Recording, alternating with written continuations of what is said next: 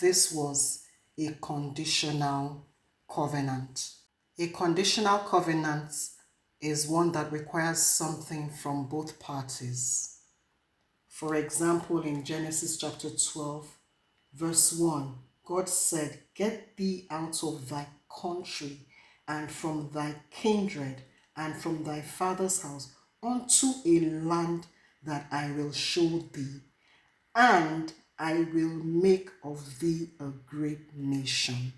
So, God making of Abraham a great nation was contingent upon his obedience to get out of the land. However, yesterday we see another type of covenant, which is a unilateral covenant.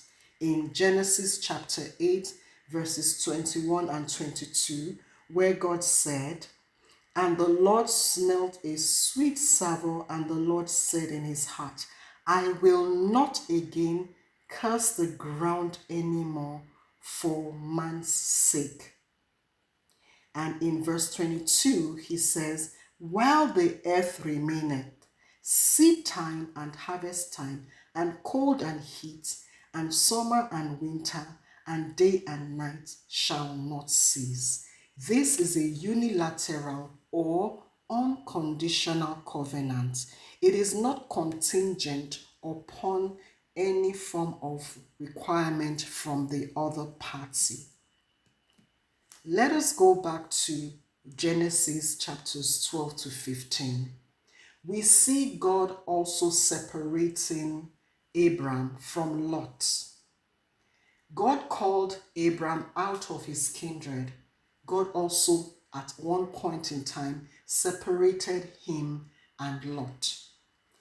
And after the separation between Lot and Abraham is when we notice that God began to give Abraham some visual representations of his promise.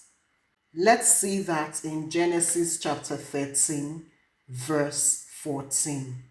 "And the Lord said unto Abram, after that Lot was separated from him, Lift up now thine eyes, and look from the place where thou art northward and southward, and eastward and westward." Verse 15. "For all the land which thou seest, to thee I will give it, and to thy seed forever."